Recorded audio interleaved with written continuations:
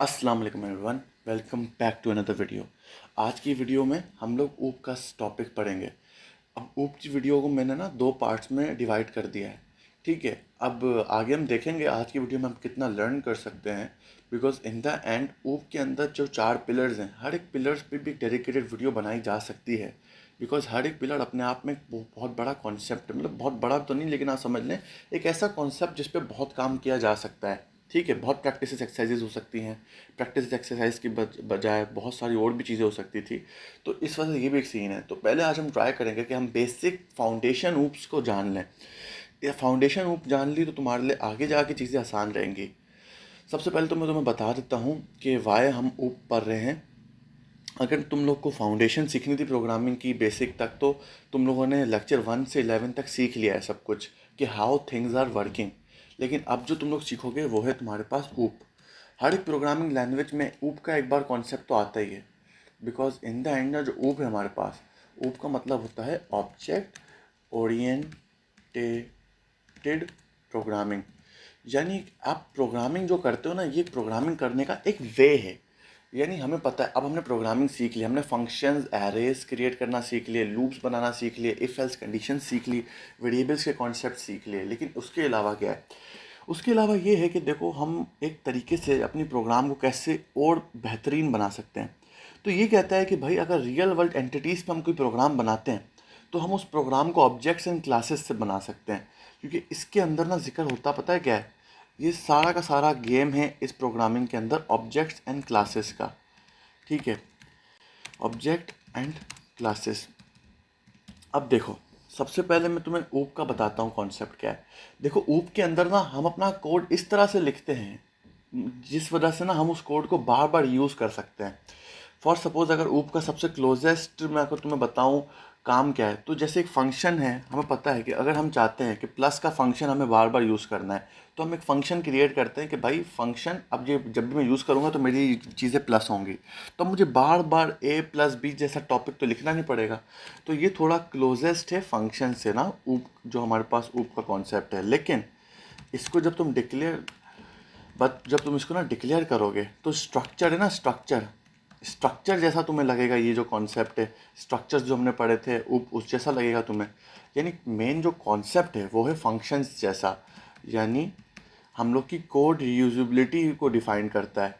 लेकिन जो हमारे पास इसका डिज़ाइनिंग होगी, इसमें जो हम डिज़ाइनिंग करेंगे, डिज़ाइनिंग से मुराद इसका जो स्ट्रक्चर होगा, मतलब जो इसका सिंटैक्स होगा, वो तुम्हें थोड़ा स्ट्रक्चर्स जैसा लगेगा। तो ये कुछ चीज़ें थी जो आमतौर पर लोग नहीं बताते, लेकिन यही है।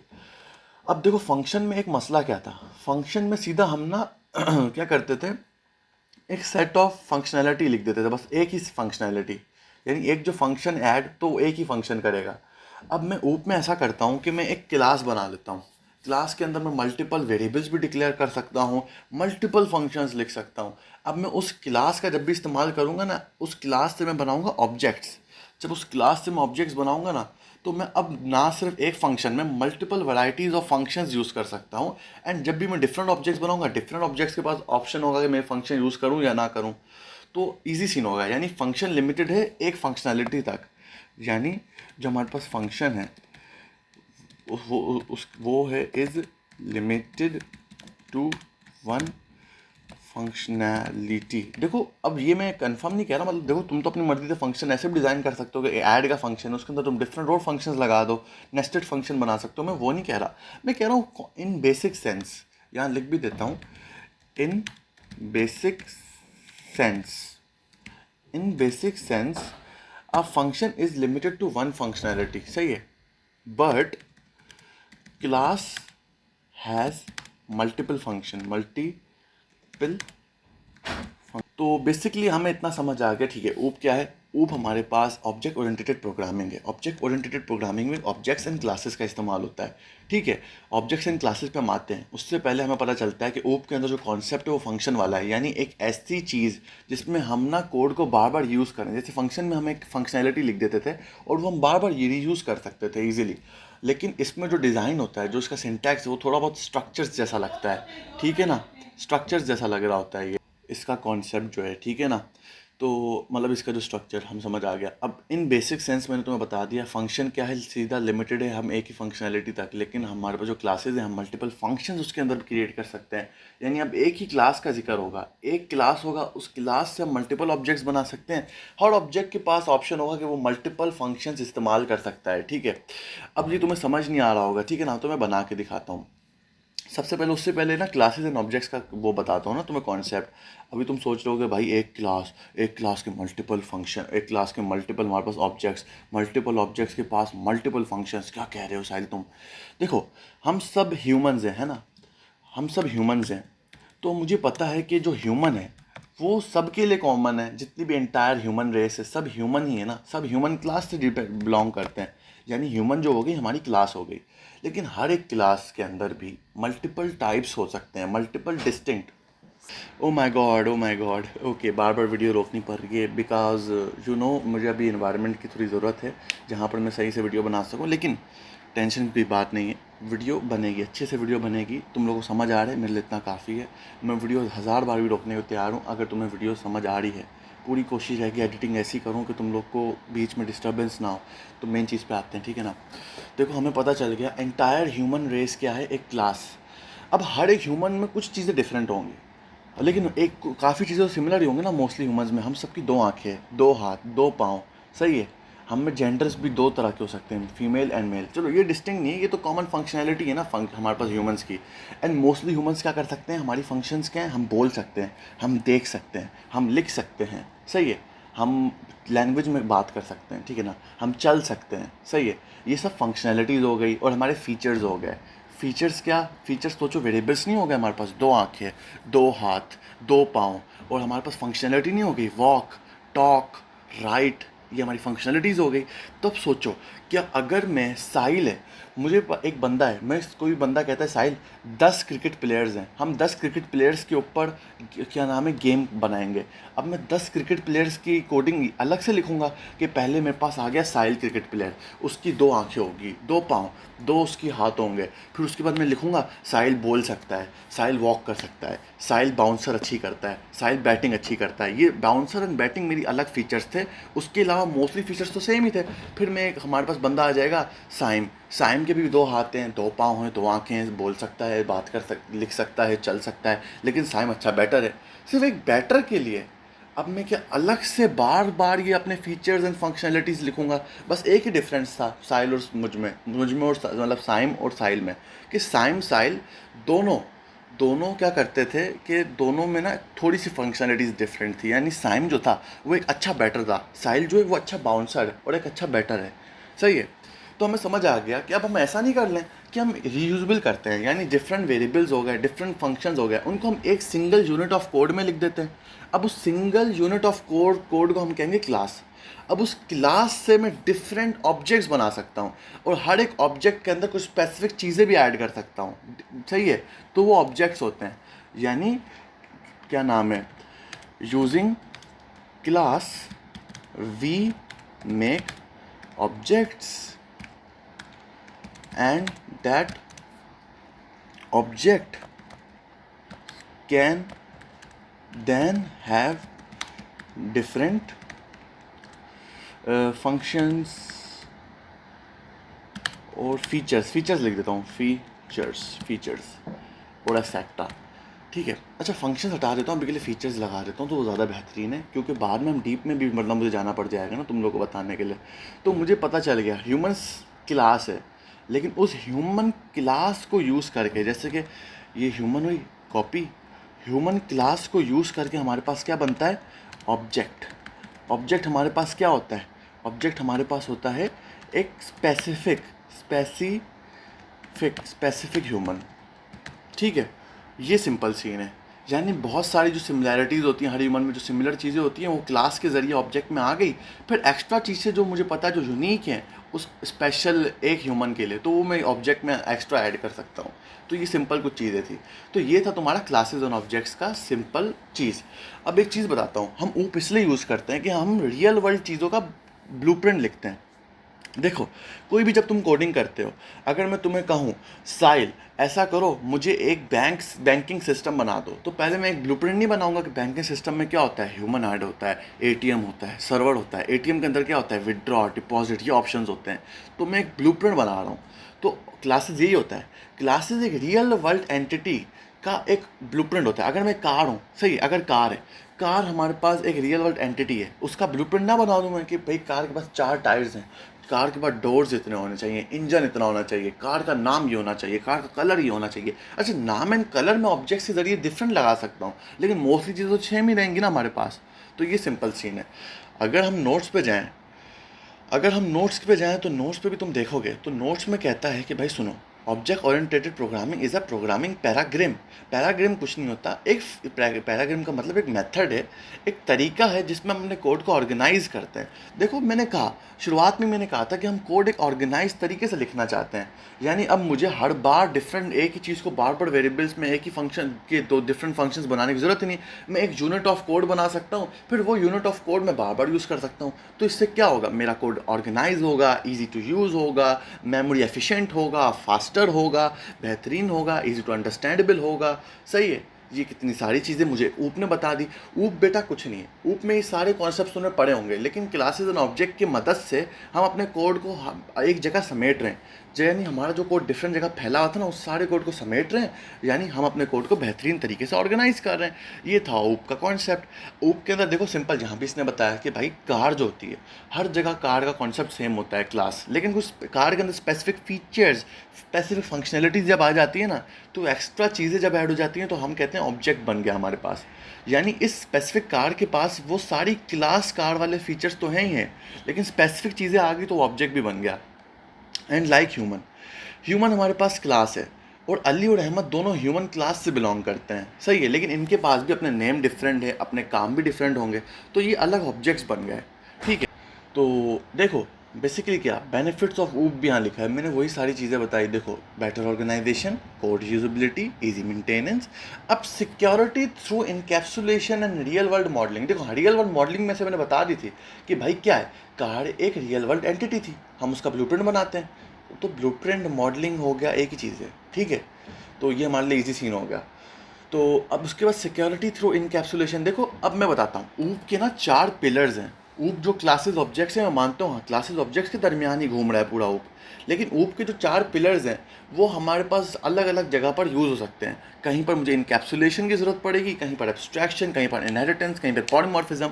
अब ये चारों हम डिटेल में अलग से अगली वीडियो में पढ़ेंगे, क्योंकि अगर मैं बताऊँ ना, तो ये चारों अपने आप में बहुत सारा मतलब कह सकते हैं कॉन्सेप्ट लेके आते हैं। ठीक है, तो हम उस पर आएंगे।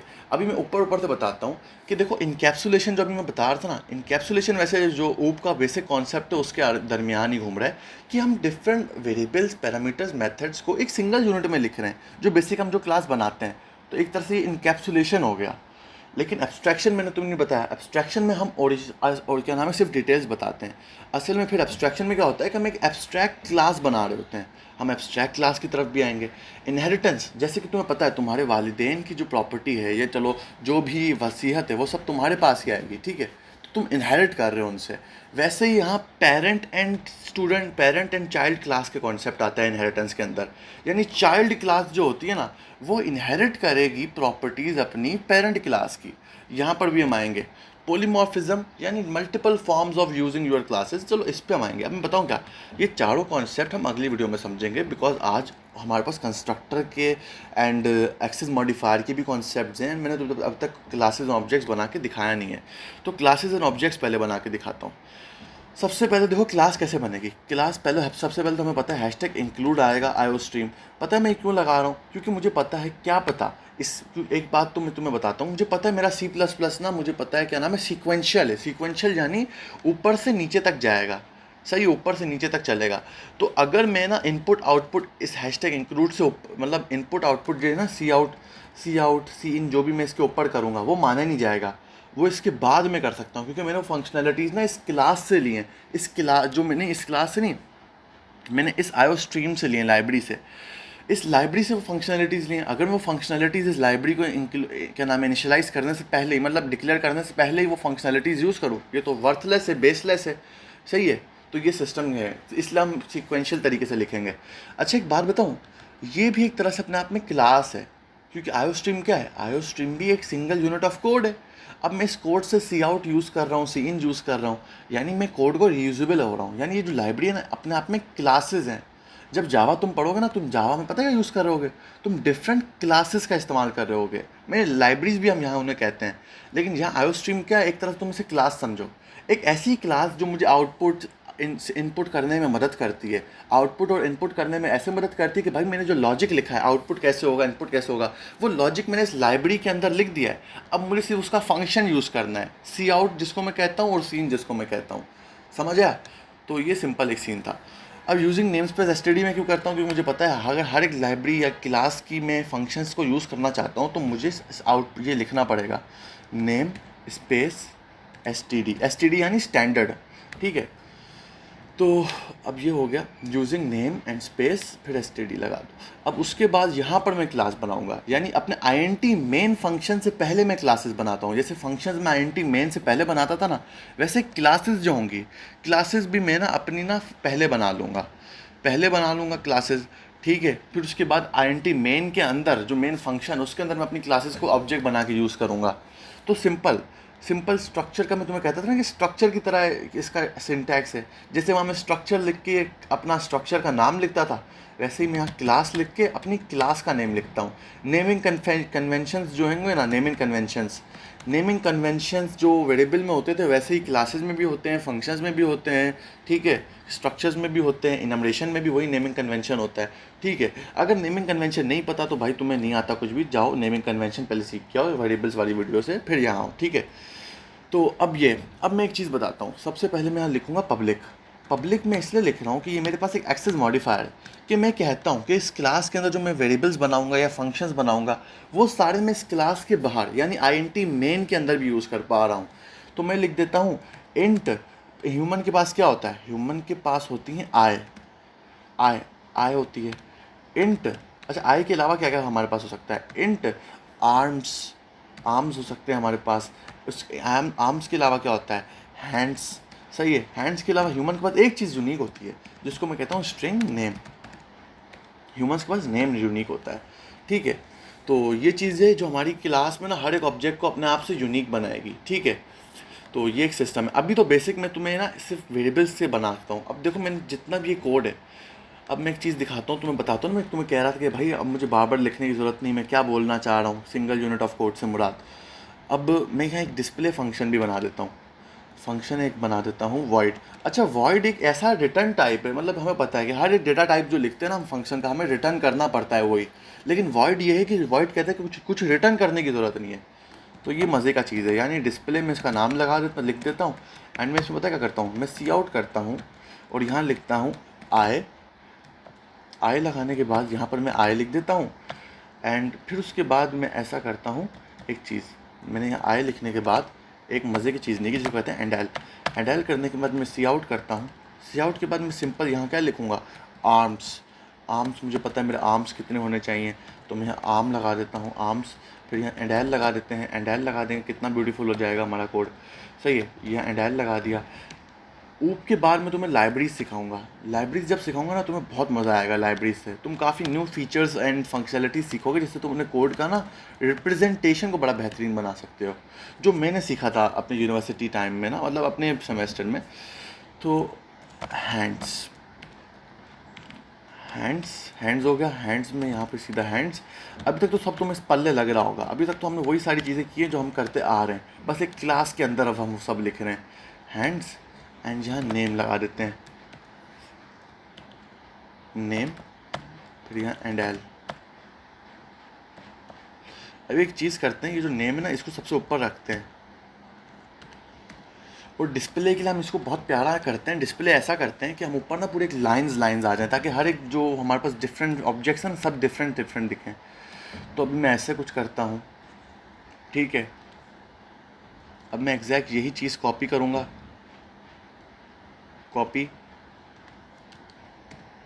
एग्जैक्ट यही चीज़ को मैं डिस्प्ले करूँगा। फिर एंड में यहाँ सी आउट एंड एल लगा देता हूँ। तो अब देखो कितना सही सिस्टम होगा, प्रिंट होगा कितना अच्छे से प्रिंट हो जाएगा, सही है। तो अब मैं यहाँ पर तुम लोग को इंट मेन के अंदर ये जो क्लास है इसको चला के दिखाता हूँ। इंट मेन किया, इंट मेन के अंदर देखो ऑब्जेक्ट कैसे बनेगा। ऑब्जेक्ट्स बन सकते हैं ह्यूमन, सबसे पहले मुझे क्लास नेम लिखना होगा, फिर मैं ह्यूमन का रख सकता हूँ ह्यूमन h1, सही है। अब मैं कर सकता हूँ h1 डॉट नेम लिख सकता हूँ, h1 डॉट नेम साइल, h1 डॉट नेम हो गया। फिर मैं डाल सकता हूँ h1 डॉट आर्म्स, साइल के पास हाथ कितने, अल्हम्दुलिल्लाह 2 ही हैं। h1 डॉट उसके बाद मैं क्या डाल सकता हूँ आई, अल्हम्दुलिल्लाह ये भी 2 हैं। फिर उसके बाद हम h1 डॉट डाल के हैंड्स हो गया, आर्म्स हो गया, एक मिनट हैंड्स नहीं हुआ ना मेरे हिसाब से, हैंड्स लगा देते हैं, आर्म्स। एक बात बताओ, एक भंडी मार दिया हम लोगों ने, आर्म्स एंड हैंड्स तो एक ही चीज़ है। ओ माय गॉड, इसे लेग्स कह देते हैं, लेग्स, आर्म्स के बाद लेग्स। किसी ने मेरी गलती पकड़ ली थी तो बहुत शाबाश हो। प्रोग्रामिंग में यही होता है, आप खो जाते हो अपना लॉजिक लिखने के चक्कर में, भूल जाते हो कि आपने कहाँ बंड मारा। लेग, लेग लगा देते हैं इधर, और यहाँ पर इसको कर देते हैं लेग। लेग्स 2 हैं, सही है, चारों डेटा हो गया। अब मैं ऐसा करता हूँ, इसको देखो जैसे कि मैंने अभी मैंने वेरिएबल्स के लिए h1 डॉट डाल के डायरेक्ट वेरिएबल डाला, तो फंक्शन के लिए वैसा ना होगा। h1 डॉट डाल के मैं डिस्प्ले लिखूँ तो डिस्प्ले आ रहा है, और फंक्शन के लिए मुझे ये लगाना पड़ता है।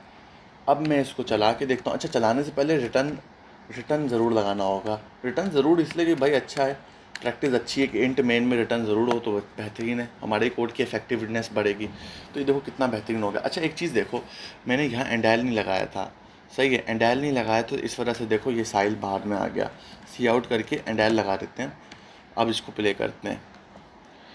अब देखो कितने बेहतरीन तरीके से साइल का सारा ना डेटा आ गया, और के बेहतरीन समझ आ गया। अब अब आप कहेंगे कि साहिल चलो ठीक है, मैं समझ आ गया, अब इसमें रीयूजेबिलिटी कैसे होगी? रीयूजेबिलिटी ऐसे होगी कि मैं चाहूँ ना, मैं एक दूसरा भी बना सकता हूँ। एक चीज़ ऐसे, एक चीज़ है, यहाँ एरर आ सकता है अगर मैं h2 लगाऊँ। अच्छा, इसने यहाँ पर एरर नहीं दिया क्योंकि मैंने यहाँ कंस्ट्रक्टर नहीं बनाया, तो अच्छा ठीक है। जैसे कि मैं वेरिएबल्स में करता था, अब यहाँ पर मैं ह्यूमन डाल के h2 लिखूँगा। h2 ये है ना, अब मुझे बार बार h2 के लिए ये अलग से नेम, यहाँ पर नेम आर्म्स लगाने की ज़रूरत ही नहीं है। डिफरेंट वेरिएबल्स के नेम मुझे पता है, एक जैसा नेम तो वेरिएबल का हो ही नहीं सकता ना। लेकिन अब एक जैसा मैं यूज़ करके दिखाता हूँ एक चीज़ ना, Ctrl+Z। अब मैं इसको एग्जैक्ट कॉपी करूँगा Ctrl+Alt करके, एंड यहाँ पर मैं सिंपल यही करूँगा कि मैं h2 कर दूँगा। अब देखो यहाँ पर क्या करूँगा, यहाँ पर भी मैं h2 कर दूँगा, यहाँ पर h2 हो गया। अब एक चीज़ देखो, यानी वेरिएबल्स के नेम मुझे बार बार चेंज करने की ज़रूरत ही नहीं पड़ी। जैसे कि मुझे पता था कि मैं 2 टाइप के वेरिएबल्स रख ही नहीं सकता, लेकिन मैंने क्लास बना दी, और अब क्लास एक ही रहेगी ना, उस एक क्लास को डिफरेंट यूज़ कर सकते हैं। अब एक मज़े की चीज़ बताऊँ, इसकी अगर मैं वैल्यू साइल रख देता हूँ ना, नहीं इसकी वैल्यू साइम रख देता हूँ, ठीक है। अब पहले तो इसको प्रिंट करके दिखाता हूँ, ठीक है। प्रिंट किया, ठीक है, समझ आ गया। अब 2 चीज़ लॉजिक्स देखो, लॉजिक्स ये देखो, आपको याद होगा अगर यही चीज़ मैं यहाँ करता ना अंदर, तो मुझे h1 के लिए पहले यही सारे रहने थे, लेकिन h2 के लिए मुझे इन सब के नेम चेंज करने पड़ते। यानी यहाँ पर अगर 4 वेरिएबल्स यूज़ हो रहे ना, इंट मेन के अंदर मुझे कितने यूज़ करने पड़ जाते, मुझे ना 8 वेरिएबल्स बनाने पड़ जाते, तो कितनी मेमोरी वेस्ट होती है ना। तो ये बड़ा ख्वारी वाला सीन होता। अच्छा एक और एक चीज़, अगर आप बोलेंगे साहिल अगर ठीक है हम h1 पहले यूज़ करें, h1 ये सारे वेरिएबल्स एंड फंक्शंस यूज़ कर रहा है, लेकिन अब जो हमारे पास क्लास है उसका हमेशा यही वैल्यूज़ रहेंगी, साहिल 2 और फिर क्या नाम है h2 है, h2 उसको ओवरराइट नहीं कर रहा, यानी साहिल की जगह रिप्लेस कर रहा है साइम को, नहीं। ये क्लास जो है ना हर बार अलग तरीके से यूज़ होगी, h1 के लिए अलग से चलेगी और h2 के लिए अलग। यानी कल को अगर तुम ना h2 में भी कोई चेंजेस करते हो ना, h1 में नहीं होंगे वो चेंजेस। जैसे कि अगर तुम बोलते हो कि अगर मैं वापसी h1 डॉट डिस्प्ले करके देखूँ, तो h1 डॉट डिस्प्ले करूँगा, तो अब कॉन्सेप्ट पता है क्या कहता है? जो अभी तक हम वेरिएबल्स में कहते थे कि अगर हम वेरिएबल इंट वैल्यू 1 है, वैल्यू 1 की हम वैल्यू रखते हैं 10, कल को मैं ऐसा करता हूँ कि वैल्यू 1 इक्वल्स टू मैं 20 कर देता हूँ, तो वैल्यू 1 हमेशा 20 होगी। तो यहाँ पर क्या कर रहे हो आप h1 h2 दोनों एक ही क्लास यूज़ करते हैं, ह्यूमन। अगर h1 की वैल्यूज़ मैंने ये सेट कर दी, अब उस एक ही क्लास जो ह्यूमन है उसकी वैल्यूज़ को मैंने h2 के ज़रिए चेंज कर दिया, तो यानी h1 की जो वैल्यू है वो चेंज होकर h2 की हो गई। यानी ये होना चाहिए कि अब h1 के बाद h2 की वैल्यूज़ प्रिंट हों, और फिर h1 है ना उसमें भी h2 की ही वैल्यूज़ प्रिंट हों, क्योंकि मैंने तो चेंज कर दिया ना क्लास के अंदर वैल्यूज़। एक चीज़ देखो, नहीं चेंज होती। यानी ये जो क्लास है ना, ये जो हमारे पास ह्यूमन क्लास है, H1 के लिए अलग से यूज़ कर सकते हो तुम, एंड भले कल को कोई और ऑब्जेक्ट वही सेम क्लास का हो, लेकिन उस ऑब्जेक्ट के लिए डिफरेंटली ये क्लास काम करेगी। समझ आया तुम लोग को? यानी ये कॉन्सेप्ट अच्छा था, कितना अच्छा हो गया कि अब मैं ना अपने वेरिएबल्स को भी बार बार यूज़ कर सकता हूँ, फंक्शंस को भी बार बार यूज़ कर सकता हूँ, एंड मुझे डर भी नहीं कि मेरा कोड ओवरराइट हो जाए। यानी कल को कोई और ऑब्जेक्ट में डिफरेंट ऑब्जेक्ट बन जाए मेरी वाली क्लास से, एंड उस डिफरेंट ऑब्जेक्ट्स में चेंजेस होंगे तो मेरी क्लास में भी चेंजेस हो जाएंगे, मेरे ऑब्जेक्ट में भी। ऐसा कुछ नहीं है, हर एक ही क्लास से डिफरेंट ऑब्जेक्ट्स बन सकते हैं, लेकिन हर एक ऑब्जेक्ट के लिए वो क्लास डिफरेंटली यूज़ होगी। समझ लो कि जो ह्यूमन क्लास है, अभी के लिए बेसिक कॉन्सेप्ट के लिए बस समझो कि जो ह्यूमन क्लास है उसका एक रेप्लिका मेरे पास H1 के पास है और दूसरा रेप्लिका मेरे H2 के पास है। यानी अब H1 के अंदर जो करूँगा उसके अपने रेप्लिका के अंदर होगा, H2 के अंदर जो करूँगा उसके अपने रेप्लिका के अंदर होगा। तो ये तुम क्लासेज एंड ऑब्जेक्ट्स का बेसिक कॉन्सेप्ट समझ सकते हो। तो देखो इससे कोड कितना अच्छा रीयूजेबल हो गया। अब यहाँ पर हम कुछ देखते हैं हमने क्या क्या टॉपिक रह गए। अब टॉपिक्स के अंदर अगर हम जाएं तो हमने क्लासेस एंड ऑब्जेक्ट समझ लिया, ठीक है, फंक्शंस भी यूज़ करना सीख लिया। अब देखो एक्सेस मॉडिफायर समझना हमें सीखना होगा। देखो जो प्रोटेक्टेड है वो प्रोटेक्टेड अभी नहीं बताऊंगा, क्योंकि प्रोटेक्टेड समझाने के लिए ना तुम्हें बताना होगा कि ड्राइव्ड क्लास क्या होती है। ड्राइव्ड क्लास ये होती है कि जो पेरेंट क्लास है उसकी फंक्शनैलिटीज़ मेरी जो जो क्या कहते हैं कि चाइल्ड क्लास यूज़ करें ना, तो वो ड्राइव्ड क्लास होती है। अब ड्राइव्ड क्लास में इनहेरिटेंस के वक्त तुम्हें सिखाऊंगा, तो इसलिए प्रोटेक्टेड जो होगा ये एक्सेस मॉडिफायर जो अच्छे से समझेंगे ना हम, वो हम उसी वक्त समझेंगे, ठीक है। तो अभी तुम इसको स्किप कर सकते हो, कोई मसला नहीं। लेकिन पब्लिक प्राइवेट का थोड़ा बताता हूँ।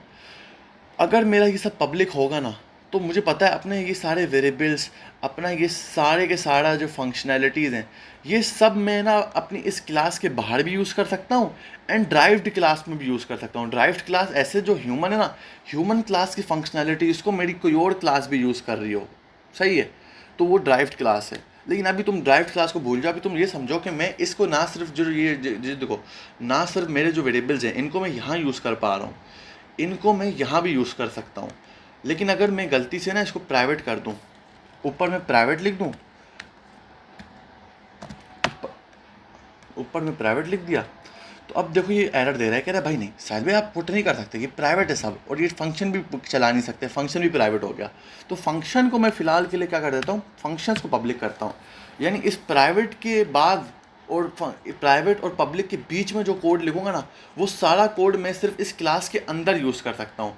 यानी इस स्पेसिफिक क्लास के अंदर ही वो प्राइवेट का सारा कोड चल सकता है, और इधर बाहर में वो यूज़ नहीं कर सकता। देखो अब डिस्प्ले तो चल रहा है, लेकिन अब एरर आ गया, एरर आ गया कि भाई ये अब क्या मसला हो गया, ये तो हमारा वेरिएबल साहिल भाई मसले कर रहा है, हमारे वेरिएबल्स में हम वैल्यूज़ कैसे पुट करेंगे जब हमारी क्लास के अंदर ही हम चेंजेस कर सकते हैं, क्लास के बाहर नहीं।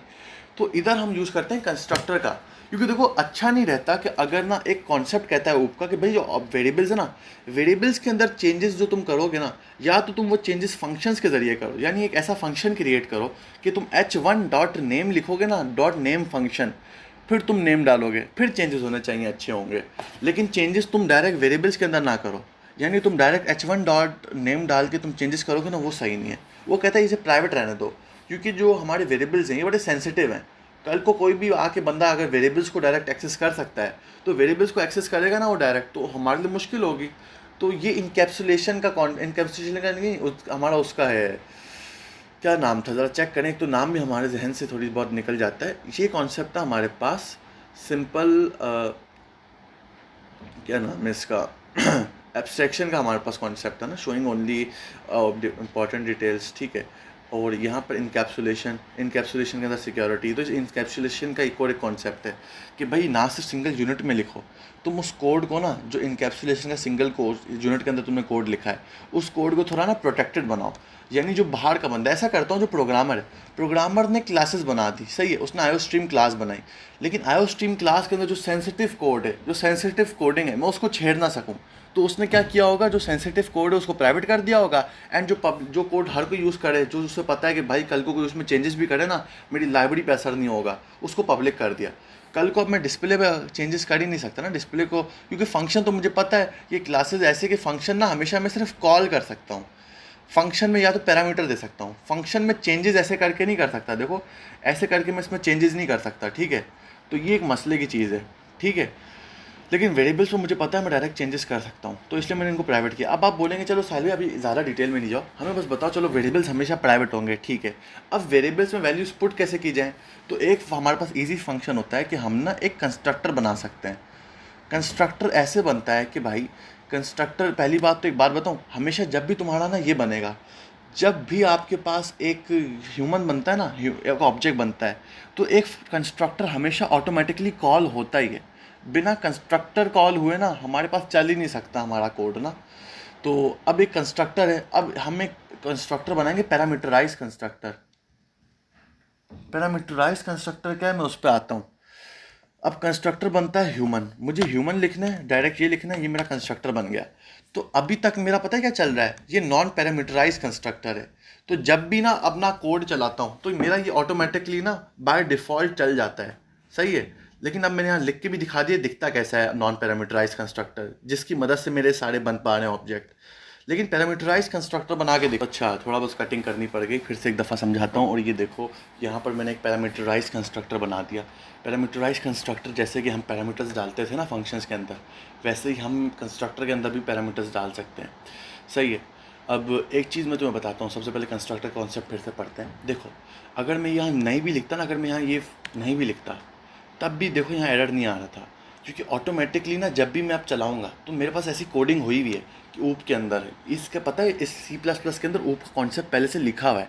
तो ये ऊप का कॉन्सेप्ट क्या कहता है कि अगर चलो बंदे ने पैरामीटर नहीं, मतलब कोई कंस्ट्रक्टर नहीं क्रिएट किया ना, हम ऑटोमेटिकली एक एम्प्टी कंस्ट्रक्टर ना मेरा कंपाइलर क्रिएट कर देता है इस क्लास को चलाने के लिए। क्योंकि क्रिएट करना कितना मुश्किल है, उसको पता है कि भाई क्लास के जैसा नेम होगा, दो ब्रैकेट डल जाएंगे जैसे कि सिंपल, वो पता क्या करेगा, वो बोलेगा भाई मेरे लिए इतना मुश्किल थोड़ी है, मैं सिंपल ऐसा कर दूंगा, मैं ह्यूमन क्लास लिख दूंगा एंड सिंपल ये डाल के ये हो गया, मेरा पैरामीटराइज कंस्ट्रक्टर बन गया।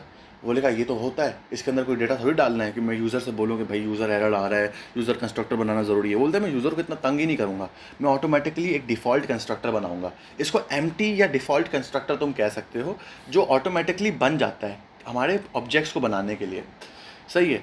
वरना आमतौर पर पता है हमें कैसे करना पड़ता था, हमें ऐसे डालना पड़ेगा तब जाके हमारा पूरा एक ऑब्जेक्ट बनता है। ऐसे भी चलाओगे मसला नहीं, ऐसे भी चल जाएगा, ठीक है।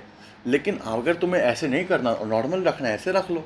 लेकिन हम आमतौर पे हमेशा ऐसे रखते हैं, क्योंकि आमतौर पे जो वैल्यूज़ है हम कंस्ट्रक्टर के ज़रिए देने की कोशिश करते हैं, पैरामीटराइज कंस्ट्रक्टर के ज़रिए। आगे जब तुम डीएसए पढ़ोगे तो पैरामीटराइज कंस्ट्रक्टर बहुत यूज़ हो रहा होगा तुम्हारा, बहुत ज़्यादा, ठीक है। तो अभी पैरामीटराइज कंस्ट्रक्टर बना दिया हमने, तो अभी पैरामीटराइज कंस्ट्रक्टर कैसे बनना है, हम सिंपल इसके अंदर ना मैं पैरामीटर्स डाल दूंगा, जैसे कि इंट आई डाल दिया, इसके बाद में इंट आर्म डालता हूँ।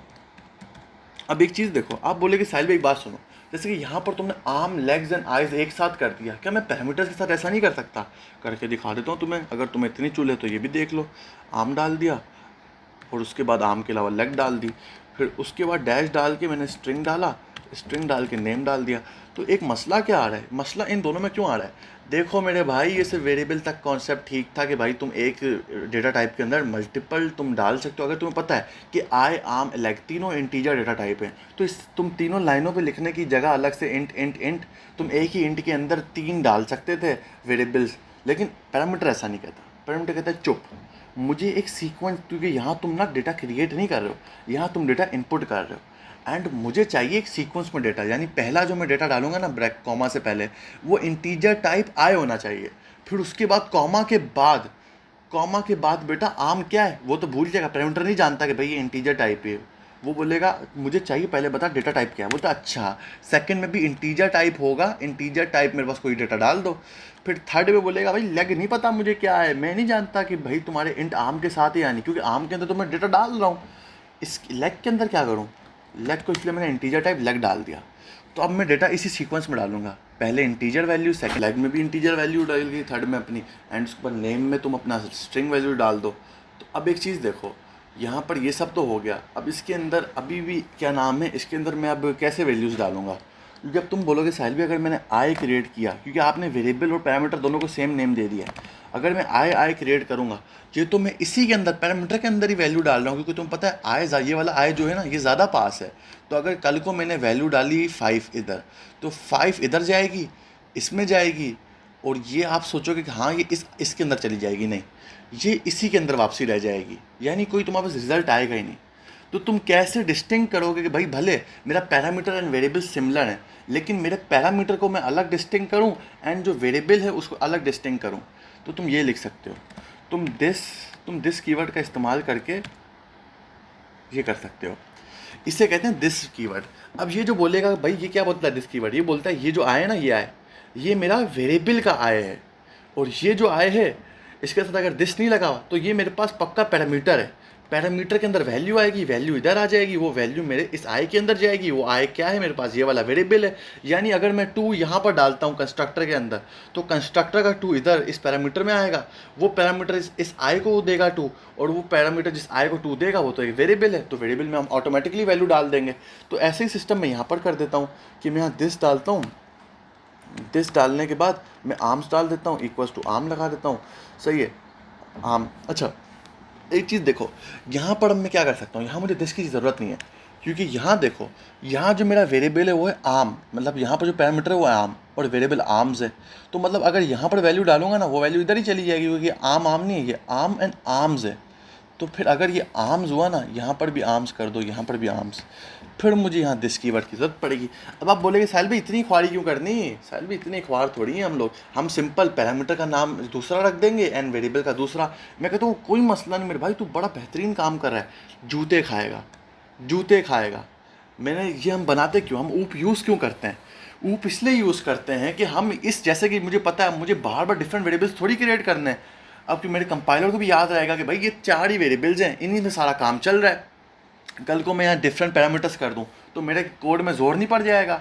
मतलब अच्छा, कोड में भी जोर नहीं, चलो ये लॉजिक भूल जाओ, कोड में कोई जोर नहीं पड़ता। मसला ये है तुम्हारे पास एक नया डेवलपर है, नया डेवलपर कंफ्यूज नहीं हो जाएगा, ये नया डेवलपर के लिए हम कर रहे हैं। जो कोड ऑर्गेनाइज हो रहा है ना, कोड ऑर्गेनाइज, कोड अब ये जो ऑर्गेनाइज है जोड़ वोड़ की वजह से नहीं हो रहा, ये कोड ऑर्गेनाइज हो रहा है नए डेवलपर्स की वजह से। जो अगर तुम्हारा फ्रेंड है, तुम अपने फ्रेंड को कोड दिखाओगे, फ्रेंड बोलेगा चलो ठीक है ये वेरिएबल्स हैं, ठीक है यहाँ वेरिएबल्स लिख दिए, लेकिन यहाँ अगर तुम अपनी मर्जी का कोई पैरामीटर दे दोगे और वो बंदा नौसीख किया है, अगर तुमने आई की जगह यहाँ दे दिया हेड, हेड दे दिया तुमने हेड, अब तुम हेड दोगे हेड, तुम्हें तो पता है कि भाई हेड के अंदर भले मैं कोई भी वैल्यू डालूँ वो हेड की वैल्यू तो आई में ही जाएगी, भले अगर मैं यहाँ 2 डालूँ तो 2 आई के अंदर जाएगा। लेकिन नया प्रोग्राम है वो बोलेगा अरे भाई आई के अंदर हेड क्यों डाल रहा है ये बंदा, ये तो बड़ा कंफ्यूजिंग नहीं है? इसलिए हम मोस्टली कोशिश करते हैं अपने पैरामीटर्स और ओरिजिनल वैल्यूज़ जो होती है ना उनके हम नेम सेम रखते हैं। तो ये तुम्हारे पास सिंपल कंस्ट्रक्टर में पैरामीटराइज के अंदर दिस कीवर्ड का यूज़ हो रहा है। ठीक है, कि फिर से दिस डाल देता हूँ। अब दिस डाला मैंने, सिंपल दिस डाल के मैं ये डालता हूँ एरो, एंड इसके बाद तुम डाल देते हो लाइक। अच्छा, मैं अभी भी बोलता हूँ ऑब्जेक्ट ओरिएंटेड प्रोग्रामिंग अच्छे से पढ़नी है तो तुम जावा के अंदर सीखो ये। एंड जब हम जावा पढ़ेंगे तो हम एक दफ़ा फिर से बहुत बेहतरीन कोर्स बनाएंगे, उसमें हम डीएसए भी पढ़ेंगे। सही है, तो इसलिए हम उसमें और बेहतरीन तरीके से इसको समझेंगे। लेकिन यहाँ पर भी मैं तुम्हें 110% अपना सिखा रहा हूँ। वो चीज़ें जो मैंने यूनिवर्सिटी में सीखी और ना भी सीखी तो मैंने एक्स्ट्रा वो पिकअप की, अलग से रिसर्च करके पढ़ी, क्योंकि मुझे पता है इट्स रियली वर्थ इट। ठीक है, अब एक चीज़ देखो, अब मुझे पता है कि मुझे अब यहाँ पर ये हटा देता हूँ मैं। अब मैं यहाँ क्या करता हूँ, अब यहाँ पर एक चीज़ देखो, H1 H2 H1 डिस्प्ले तो मैं कर रहा हूँ, लेकिन क्या डिस्प्ले कर रहा हूँ? कोई डेटा ही नहीं है इनके अंदर तो कोई डेटा एग्जिस्ट ही नहीं करता। जब डेटा एग्जिस्ट नहीं करता तो देखो मैं चलाऊँगा तो एरर आ जाएगा। वो बोलेगा भाई क्या डिस्प्ले कर रहा है, क्या डिस्प्ले कर रहा है, कुछ तो है ही नहीं। ये जो ह्यूमन है तुमने डाला है, ह्यूमन के अंदर तुम डिस्प्ले यूज़ कर रहे हो, लेकिन डिस्प्ले के अंदर तो तुम्हारे पास कोई ये वैल्यूज प्रिंट हो रही है, names I and arms and legs, लेकिन तुमने names I arms and legs को के अंदर तो कोई वैल्यू दी नहीं। वो कैसे दे सकते हो? वो ऐसे दे दो कि भाई जैसे कि मुझे यहाँ पर कैसे लिखा है, पहले आई डालूंगा, 2 आई होती हैं, 2 आर्म्स होते हैं, 2 मेरे पास लेग्स होती हैं, नेम क्या है, नेम साइल है, H1 ठीक हो गया। अब यहाँ देखो एक छोटा सा एरर, इसको ठीक कर दो। अब यहाँ पर 2 2 2, फिर नाम क्या है, साइन। ये देखो कितना बेहतरीन हो गया। अब चलाऊंगा, देखो कितना अच्छे से प्रिंट हो गया। ये कंस्ट्रक्टर के ज़रिए तुम वैल्यूज़ दे सकते थे, लेकिन एक और एक बेहतरीन तरीका जो कहता है भाई कंस्ट्रक्टर ठीक है, लेकिन अगर कल को मेरा बंदा साहिल है, अगर मैं तुम्हें कहूँ कल को H1 के अंदर जो है ना साहिल नहीं, H1 के अंदर अली होगा, H1 के अंदर अली मुझे चेंज करना है। अब चेंजेस कैसे होंगी? क्या मैं ऊपर जाके चेंजेस करूँगा? नहीं, मैं कहता हूँ कि H1 समझ लो मेरे पास एक बैंक अकाउंट है। अब बैंक अकाउंट के अंदर क्या पता कल को ये अकाउंट मेरा डेबिट से क्रेडिट हो जाए। यहाँ पर मैं सिंपल ऐसा लिखता हूँ, अकाउंट नाम का भी एक वेरिएबल क्रिएट कर दूँ, सिंपल, क्योंकि तुम लोग भाई क्या नाम है, तुम्हारे अंदर दिमाग नहीं, तुम्हें इतना भी नहीं पता कि मैं क्या कर रहा हूँ। तो मैं यहाँ लिख के दिखा देता हूँ। मैं यहाँ अकाउंट लिख दूंगा, यहाँ पर भी अकाउंट लिख दूंगा। इस अकाउंट से पहले स्ट्रिंग लगाना होगा क्योंकि स्ट्रिंग टाइप है, एक मिनट सॉरी, स्ट्रिंग अकाउंट्स,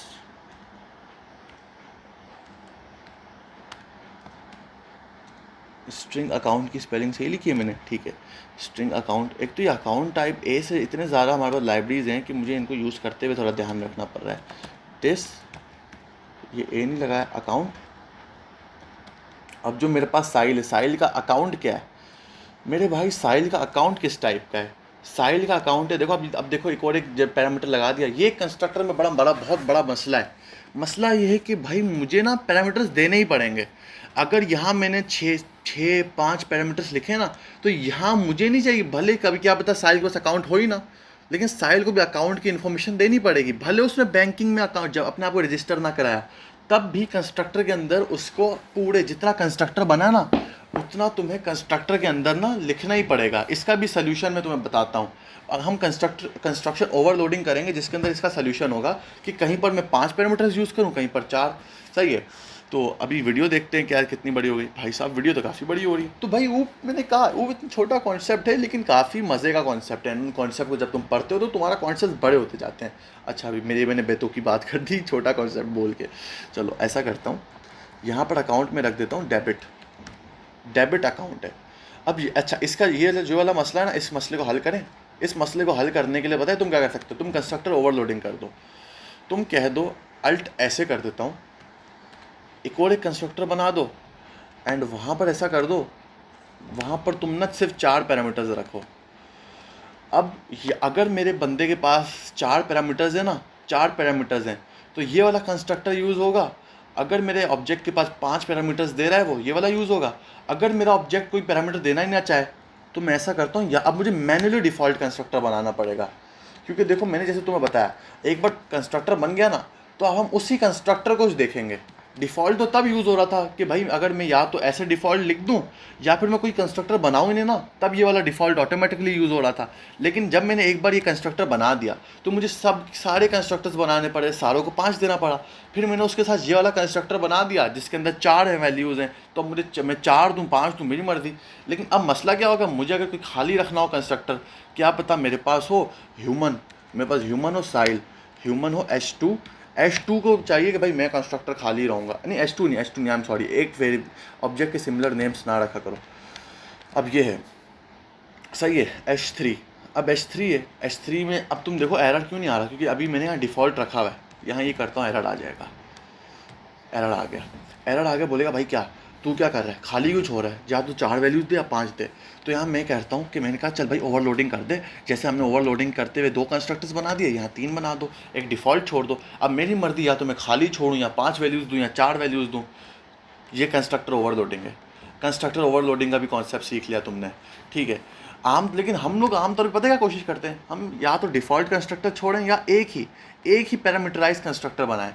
यानी आमतौर पर हम कंस्ट्रक्टर एक ही बनाते हैं, कोशिश हमारी एक ही रहती है। क्योंकि अगर मैं तुम्हें एक ट्रिक बताऊँ ना, एक ट्रिक तुम ये भी कर सकते थे कि अगर तुम चाहो ना, यहाँ पर नन लगा सकते थे, यहाँ तुम लिख सकते थे नन लगा सकते थे, या नल लगा सकते थे, नल PTR। सही है, नल PTR लिख सकते थे, या फिर तुम पूरा नल बड़ा सा लगा सकते थे। अगर नल लिखते ना कल को तुम, अच्छा यहाँ नहीं, आई एम सॉरी, यहाँ नहीं, ये 4 ना 4, कल को तुम ना यहाँ पर ये ऐसे करते, और यहाँ पर या तो ऐसे तुम स्ट्रिंग में नल लिख देते, लेकिन स्ट्रिंग की जगह तुम ये लिखा दो, ये बेहतर है, ये नल है। अब तुम डिस्प्ले करके देखो, डिस्प्ले करके देखा ना, तो अब क्या हो रहा है, एक सेकेंड, आई एम सॉरी, ये अच्छा इसके अंदर कोई अपना ही लॉजिक एरर है, तो उसको भी हम इग्नोर करते हैं। नल का भी छोड़ दो, नल पे हम बाद में आएंगे। C++ एंड जावा में काफ़ी डिफरेंस आ रहा है यार, वो भी मुझे भी फील हो रहा है, तो वो डिफरेंसेस की वजह से सारा सीन चल रहा है। तो अभी अब मेन चीज़ पे आते हैं, जो हम पैरामीटराइज कंस्ट्रक्टर हो गया, कंस्ट्रक्टर ओवरलोडिंग से पहले सीख रहे थे, वो ये थी कि भाईजान, कि अगर मैं चाहूँ मैं कंस्ट्रक्टर के वक्त वैल्यू ना देना चाहूँ, या फिर मैं ऐसा करूँ कि भाई मैं ना क्या करूँ कि मुझे डेबिट की वैल्यू चेंज करनी है, तो यहाँ पर हम पता क्या करते हैं, आम तौर पे यहाँ पर हम एक सिंपल सीन करते हैं। वो होता है कि हम यहाँ फंक्शंस क्रिएट कर दें, यानी पब्लिक फंक्शंस क्रिएट कर दें, गेटर्स एंड सेटर्स बना दें। गेटर एंड सेटर्स फंक्शन ऐसा करेंगे कि स्पेसिफिक वेरिएबल के लिए गेटर फंक्शन, तो मैं उधर स्पेसिफिक वेरिएबल लिख सकता हूँ, अपना उस वेरिएबल का नाम। अच्छा ऐसा करो, एक मज़े की भी चीज़ ऐसी हो सकती है, जैसे यहाँ पर तुम डिफ़ॉल्ट वैल्यू दे सकते थे कंस्ट्रक्टर में डिफ़ॉल्ट।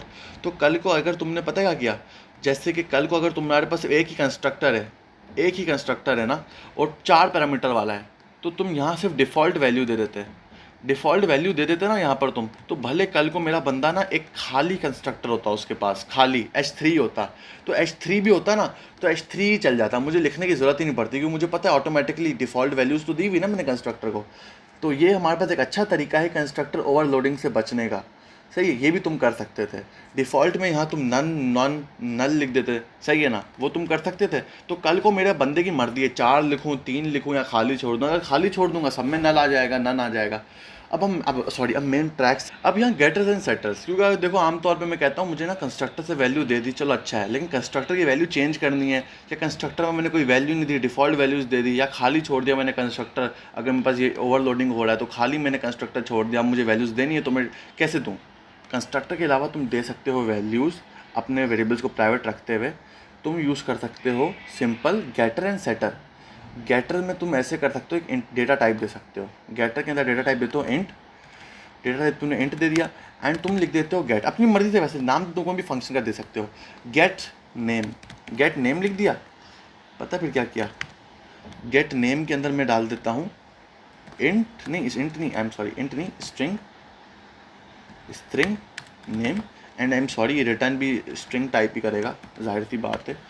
स्ट्रिंग कर दो एंड दिस डाल दो, दिस के बाद ये एरो लगा दो, एरो के बाद यहाँ नेम लगा दो, इक्वल्स टू नेम लगा दो। यानी जो कंस्ट्रक्टर का कॉन्सेप्ट है वो मैं इस फंक्शन के अंदर लिख रहा हूँ। अब मुझे कंस्ट्रक्टर के अंदर लिखने की ज़रूरत ही नहीं पड़ेगी। कंस्ट्रक्टर के अंदर लिखने की ज़रूरत क्यों नहीं पड़ेगी, बिकॉज अब मैं डायरेक्ट नेम कर रहा हूँ। ये गेटर फंक्शन बना दिया। अब इसी की कॉपीज़ बना सकता हूँ मैं चारों के लिए, 1 2 एंड 3। सही है। अब हमें पता है कि हमारे पास जो नंबर ऑफ़ आइज़ है वो इंटीजर डेटा टाइप है। गेट, फिर यहाँ लगा सकता हूँ मैं इंट, नहीं गेट आई। अब यहाँ मुझे सब चेंजेस करने पड़ेंगे। यहाँ मैं लगा देता हूँ सिंपल इंट आई लगा दिया। अब यहाँ पर मैं लगा देता हूँ आई। अब तुम लोग अगर कोई बच्चे देख रहे हो यूनिवर्सिटी एंड कॉलेजेस के, मैंने तुम्हारा लिटरली आधे से ज़्यादा सिलेबस कवर करा दिया ऊप का। अगर कोई सब्जेक्ट ना तुम्हारा ऊप का, तो मैं तुम्हें बेटा बहुत अच्छा पढ़ा रहा हूँ। लिटरली ये बहुत गेटर्स एंड सेटर्स तुम बहुत बनाओगे एग्जाम्स के अंदर। ये सही है, ये बहुत ईजी है। ये तुम्हारे सब लोग, तुम्हारा एक होता है ना कि अगर तुम्हारा मेरे यूनिवर्सिटी की तरह है कि तुमसे जो कोडिंग है तुम्हारे पन्नों पे लिखवाते हैं एग्ज़ाम में, तो भाई तुमने ना अपना कोड भरा कर लिया गेटर सेटर्स बना के, एक्स्ट्रा मार्क्स लिटरली तुम बच जाओगे। बहुत मज़े का सीन है गेटर्स एंड सेटर्स का। मुझे बड़ा पसंद था ये बनाना ना, इसलिए पसंद था कि मुफ्त के मार्क्स थे। मुफ्त के मार्क्स किसको नहीं पसंद, सही है ना, मुफ्त के मार्क्स किसको नहीं पसंद। अब यहाँ पर मैं ऐसा करता हूँ, इसको एंड करके ये आर्म्स है ना, मैं ऐसा कर देता हूँ इधर। सबसे पहले देखते अपनी रिकॉर्डिंग चल रही है ना भाई साहब, वीडियो कितनी बड़ी हो गई है। लेकिन अच्छा है, इस वीडियो के अंदर तुम बहुत कुछ सीख रहे हो। अच्छा, वीडियो बार बार अगर मैं रुक के बीच में कट के आवाज़ें आ रही हैं तो I am really sorry again. तो अभी वापसी मैंने वीडियो एक दफ़ा शायद रोकी, लेकिन I am really sorry about that. क्योंकि देखो video in the and I am not that much of a big YouTuber, I am not even a big YouTuber. मैं बस एक टीचर हूँ जो तुम्हें सिखाने के लिए आया हूँ, ताकि मेरी चीज़ें ना सेव रहें। अब ऐसा करो तुम वीडियो रोक के तुम लोग भी गेटर्स है ना वो जल्दी बना लो। एंड सेटर्स अगर मैं बताऊँ ना, हिंट देता हूँ, सेटर में ना रिटर्न कुछ नहीं होगा। सेटर में सिर्फ प्रिंट होगा। अगर मैं कहता हूँ सेट नेम, तो मेरे पास वॉइड होगा डेटा टाइप, वॉइड मतलब मेरा रिटर्न टाइप होगा, एंड मैं सीधा कोड एक लिखूँगा सी आउट नेम, ये होगा मेरा क्या नाम है सेटर। अच्छा, एक बहुत बड़ी मेजर गलती कर दी मैंने, एक मिनट रुको। ये गेटर है, गेटर के अंदर हम सी आउट करते हैं, सेटर के अंदर क्या आते हैं सेट कर रहे हैं, क्योंकि हम वैल्यूज़ क्या कर रहे हैं, हम वैल्यूज सेट कर रहे हैं। तो ये देखो कितनी बड़ी मिस्टेक हो गई मुझसे, आई एम सॉरी। देखो बातें करते करते पढ़ाते पढ़ाते कुछ ये मिस्टेक्स होती हैं, तो इसे इग्नोर कर दिया करो। या अगर मैं तुम लोग को लगता है कि साहिल भाई गलती कर रहे हैं और मैंने सब बताया भी नहीं कि मैंने गलती की है, तो कमेंट सेक्शन में करो। कमेंट्स चाहिए मुझे लाइक्स ना दो, लेकिन कमेंट्स दे दो, फीडबैक चाहिए मुझे सिर्फ। सही है। आर्म्स हो गया, आइज़ हो गया, लेग्स, सेट लेग्स कर देते हैं। सेट लेग्स करने के बाद इसको इंट कर दो, इंट लेग्स। अच्छा, यहाँ ऐसा करो, इसे लेग्स, इधर लेग्स लगा देते हैं, लेकिन यहाँ लेग्स के अलावा ना ऐसा करते हैं सीन कि यहाँ पर ना हम लेग लगाएंगे, क्योंकि हमारा जो वेरिएबल है वो लेग है। तो अब यहाँ मुझे दिस की ज़रूरत ही नहीं पड़ी। यहाँ पर दिस का देखो कॉन्सेप्ट कितना अच्छे से यूज़ हो रहा है कि दिस की अब ज़रूरत क्यों नहीं पड़ी, क्योंकि मेरा पैरामीटर एंड मेरा वेरिएबल बहुत अलग है एक दूसरे से। ठीक है, क्योंकि यहाँ ऊपर देखो पैरामीटर मेरे वेरिएबल से अलग है। देखो इसलिए मेरा ना इतना अच्छा सीन हो गया। सही है, लेग। अब ये मसला क्या है, leg leg leg leg leg leg leg leg leg int है और ये इंट है। देखो ये इंट है तो मैंने रिटर्न टाइप स्ट्रिंग रखा हुआ है, इंट लगा देता हूँ। हो गया सिस्टम सेट। तो ये मेरे पास सेटर था। सही है। अब एक मसला है, मैं रिटर्न क्यों कर रहा हूँ इधर, रिटर्न की तो ज़रूरत ही नहीं है। रिटर्न अब मैं क्यों करूँ। अब ये मेरे पास ना एक डिफ़ॉल्ट फंक्शन बन गया। ना सिर्फ अब मैं फंक्शन के अंदर वैल्यूज़ दूंगा, वैल्यूज़ देने के बाद वही वैल्यूज़ मेरे रिटर्न हो जाएंगी। ये तो मसला हो गया। देखो सेटर्स के अंदर हम रिटर्न कुछ नहीं करते। रिटर्न क्यों कुछ नहीं करते, क्योंकि इन द एंड ये ऐसा करता हूँ ना, सेट के बाद रिटर्न लेट मी सी, रिटर्न रखूँ या ना रखूँ। अगर मैं इसको, अब मैं पता है क्या सोचा, मैं एक लॉजिक सोच रहा हूँ कि अगर फिर मैं गेटर बनाता हूँ, फिर मैं गेटर के अंदर सेट फंक्शन यूज़ कर सकता हूँ। सही है, गेटर के अंदर सेट यूज़ करूँगा तो रिटर्न होगी वैल्यू गेटर के अंदर डायरेक्ट, तो मेरे लिए ज़्यादा इजी वो नहीं रहेगा। हाँ वो भी रहेगा, लेकिन फिर जब मैं सेटर करूँगा तो मुझे रिटर्न तो वैल्यू आएगी। एक सेकेंड टेस्ट करते हैं, मैं कुछ टेस्ट करता हूँ। h3 लिखता हूँ, h3 डॉट सेट आर्म्स होते हैं 2, h3 डॉट सेट आर्म्स होते हैं 2, h3 एक सेकेंड ये सब लिख रहा हूँ। सही है, h3 सेट करो आर्म्स के अलावा लेग्स 2, h3 डॉट सेट करो नेम, मेरे हिसाब से ना नेम का भी नेम रख दो अली। अब प्रिंट करके देखते हैं। प्रिंट मैं इसलिए कर रहा हूँ, देखो तुम्हें पता है कि यहाँ तो मैं रिटर्न कर रहा हूँ, तो मेरे जहन में एक चीज़ आ गई कि अगर मैं यहाँ पर वैल्यू पुट करने के बाद रिटर्न कर रहा हूँ तो ये क्या होगा, ये कोई सीन तो नहीं हो जाएगा ऑफ। तो ऐसा करता हूँ फिलहाल के लिए जो H1 ये सब है इनको डिलीट करता हूँ, मैं H3 को सिर्फ प्रिंट करता हूँ ताकि मेरे लिए बेहतरीन सीन हो। H3 डॉट डिस्प्ले करते हैं। अब ट्राई करते हैं कैसे चलेगा। एरर आएगा तो मेरा रिटर्न वाला चीज़ बहुत सही है। बेहतरीन सीन हो गया, चल गया। सही है, मतलब रिटर्न ज़रूर करो, यानी जब भी सेटर्स बनाओ तो रिटर्न कर लो। वरना मैंने पता क्या लॉजिक सोचा था, सिंपल कि मैं ऐसा कर दूंगा, मैं इसको वॉइड कर दूंगा। वॉइड करने के बाद मैं सिंपल यहाँ से ये हटा दूंगा, यहाँ से रिटर्न हटा दूंगा ना। क्योंकि देखो सेट का मकसद क्या था, सेट का मकसद था सिंपल कोड के यानी मेरे क्लास के अंदर ना मेरी वेरिएबल्स को वैल्यूज़ देना। कुछ चाहिए नहीं है, अगर मुझे कुछ चाहिए होगा ना वो तो मैं गेटर से ले लूँगा। सही है ना। तो ये एक सिंपल सीन है, लेकिन यहाँ पर तो डिस्प्ले फंक्शन में इस्तेमाल पहले से ही कर रहा हूँ ना। अच्छा, रिटर्न का एक प्रॉपर्टी देखो, एक चीज़ सोची होगी तुम लोगों ने, एक चीज़ बड़ी सोची होगी कि जब भी मैं मेन फंक्शन के अंदर प्रिंट करता था तो मेरा रिटर्न ये क्यों नहीं होता था, ज़ीरो क्यों नहीं आता था। रिटर्न तो होता था ज़ीरो, लेकिन मैं इसकी वैल्यू इस तरह कुछ मांगता नहीं था। मतलब तुम समझ जाओ कि जब मैं रिटर्न करूँगा ना तो ऑटोमेटिकली ये वैल्यूज़ तो वहाँ पुट हो जाएंगी। एंड इसको छोड़ो, तुम एक तरह से आमतौर पर अब बेसिकली चीज़ सुनो, सब छोड़ो, ये चीज़ सुनो। अगर तुम इस तरह से भी चाहो तो बना सकते हो तुम सेट फंक्शन, और चाहो तो रिटर्न और डेटा टाइप की तरह से भी बना सकते हो। अगर तुम्हें कोड में मार्क्स अच्छे चाहिए, तुम्हें अपना लॉजिक अच्छा रखना है तो तुम इसका यूज़ कर सकते हो। लेकिन तुम्हें एफिशिएंसी एंड फास्टर कोड चाहिए एंड तुम फिर इसका यूज़ करो वॉइड से, तुम वॉइड भी यूज़ कर सकते हो। अब पता है मेरा फ़ायदा क्या है ये बनाने का, ये इस तरह से रिटर्न नेम ये सब करने का, इसका फ़ायदा क्या है कि अब मैं यही जो फंक्शन है ना, इस फंक्शन के ज़रिए प्रिंट करूँगा। नहीं, इस फंक्शन के ज़रिए प्रिंट करना तो लेम हो जाएगा, काफ़ी लेम हो जाएगा। हाँ, इस फंक्शन के ज़रिए प्रिंट करना फालतू है।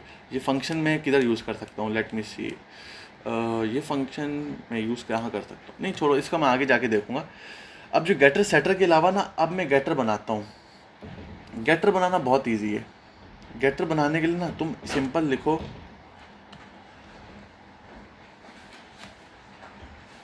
एक सेकेंड,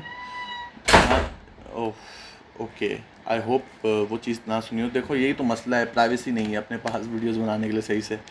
तो ये तो चीज़ें चलती रहती है, लेकिन मेन चीज़ों पे आओ। Void gate arm. गेटर के लिए मुझे अब ना पैरामीटर देना है ना कुछ, मैं सिंपल सी आउट कर दूंगा। सी आउट करने के बाद अब मुझे देखने दो मेरा मेरा आर्म कैसा दिखता है। Ctrl+G, copy, okay okay okay okay. अच्छा, मैं सी आउट का सिस्टम नहीं करता, आई एम सॉरी, गेटर के अंदर हम सी आउट नहीं करते। देखो, गेटर एंड सेटर्स डिफरेंट तरीके से बन सकते हैं, मैंने इसको 3-4 तरीक़ों से बनाया हुआ है इसके डेटा टाइप्स के हिसाब से भी, लेकिन असल में जो गेटर है ना वो रिटर्न करना चाहिए मेरे हिसाब से वैल्यूज़। अगर गेटर रिटर्न करेगा ना वो ज़्यादा बेहतरीन है, क्योंकि गेटर में हमें सी आउट की ज़रूरत नहीं है। मैं सी आउट गेट आर्म करूँ ना वो ज़्यादा बेहतरीन है, सही है ना, वो ज़्यादा बेहतरीन है। तो अब मैं यहाँ ऐसा करता हूँ कि बार बार ये लगाने के ज़रिए, बार बार ये जो लगा रहा था ना इसको मैं ऐसा वॉइड लगा देता हूँ, एज अ वॉइड कर देते हैं, ठीक है। और यहाँ रिटर्न नहीं करते, यहाँ रिटर्न नहीं करते, यहाँ पर मैं अब इसको भी वॉइड बना देता हूँ। Okay, I am sorry, sorry for that, गले थोड़े ख़राब हैं अपने। अब मैं पता क्या करूँगा, अब जो मेरे सेट फंक्शंस हैं, ये सेट फंक्शंस पे छोड़ो, मैं अब सेट फंक्शन को वॉइड बना रहा हूँ, क्योंकि सेट फंक्शन को थोड़ा और इजी कर देते हैं, रिटर्न सेट के अंदर नहीं करते, क्योंकि सेट के अंदर देखो बेसिकली मुझे कुछ रिटर्न की ज़रूरत ही नहीं है, ठीक है। तो ये ज़्यादा अच्छा लॉजिक है, हम सेटर इस तरह से बनाते हैं। मैं जो सेटर बना रहा था, देखो मेरे सेटर में गलती क्या थी कि कुछ लॉजिक एरर्स थे मेरे सेटर में भी। अब मैं पता है कोडिंग कैसे करता हूँ, मैं डायरेक्ट रॉ कोड तुम्हारे सामने लिख रहा हूँ, डायरेक्ट प्री डिफाइंड स्क्रिप्ट, जैसे इसको अच्छे से रट्टा मार लूँ, फिर ये नहीं कर रहे।